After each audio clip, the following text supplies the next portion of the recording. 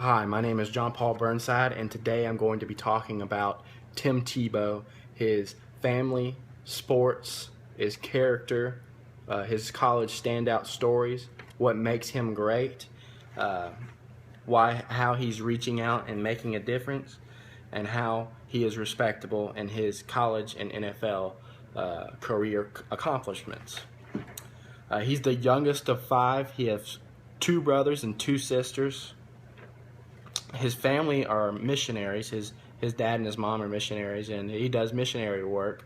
And during his summers throughout high school and college, he would dedicate most of his summers to going across the world overseas to help people out in need and do whatever he can to help those who are struggling and with sickness and in health and stuff like that. And he did this at my age, and that's something that's hard to do. I can't picture myself doing it because of is traveling across the world and being in a place that I don't know.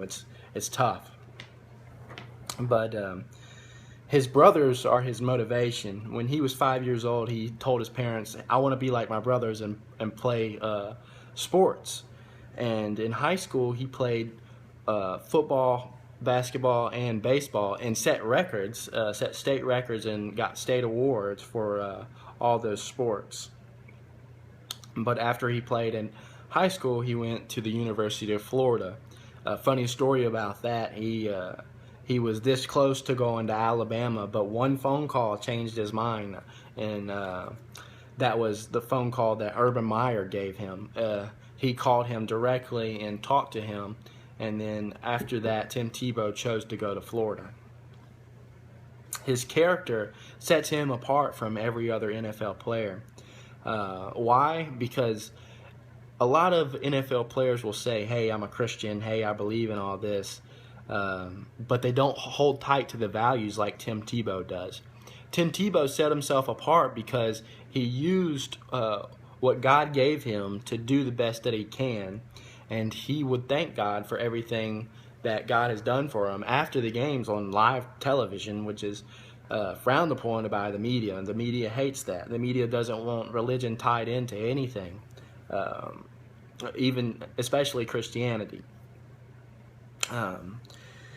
He does that, and other players will do that, but you'll see them in the game. They have this thing in the NFL, it's called mic'd up, which there's a microphone in their pads that catches everything they say.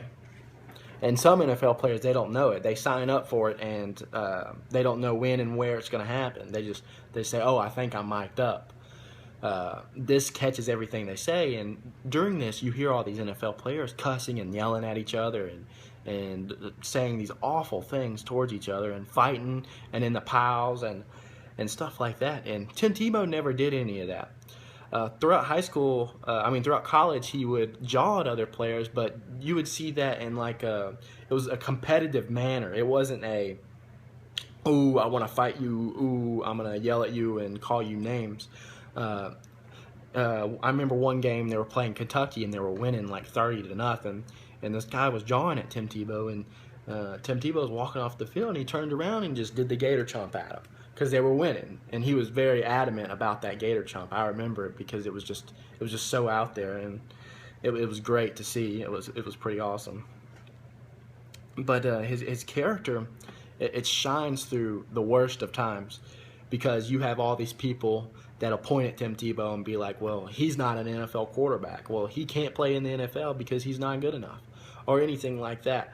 But let's be honest, Tim Tebow played in the NFL and he did a great job. He did the best of what he had with a terrible team. The Denver Broncos at that time that he got drafted, they had about one or two key players on offense and an all-right defense. Even before Tim Tebow was there, Kyle Orton was there, and they were never involved with the playoffs, ever. It was terrible. They were an awful team. They had no Sean on offense, and Darius Thomas, a wide receiver, which gave the offense some life. But when they got Tim Tebow turned everything around for them and took them to the second round of the playoffs. And they played the New England Patriots and lost, but they went to the playoffs. And they won against the Steelers in an overtime win when Tim Tebow threw a pass to Darius Thomas over the middle for like 76 yards. It was great. It was amazing to watch.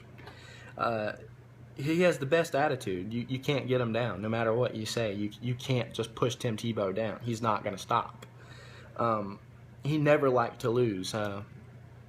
In college, after they lost to Ole Miss and they were hoping for an undefeated season, he went before the press and he had a press conference, which a lot of players aren't supposed to go before the press, even in college, because sometimes they say the wrong things or they say something stupid or they blurt off at the mouth and blame the coach or the other players. But Tim Tebow didn't do that. He put it upon himself to take the team to new heights. He said verbatim, "You will never see anybody play as hard as I will play the rest of the season. You'll never see anybody work as hard as I will work the rest of the season. You'll never see anybody push their teammates as hard as I will push them the rest of the season."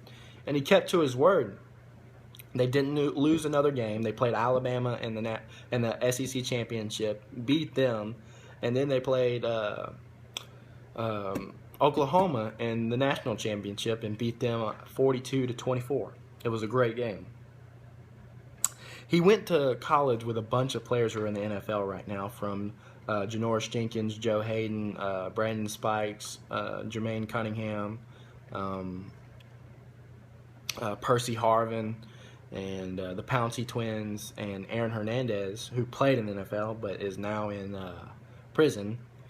But during the season back at Florida, he had heard about his players at a party, and they had a game the next day.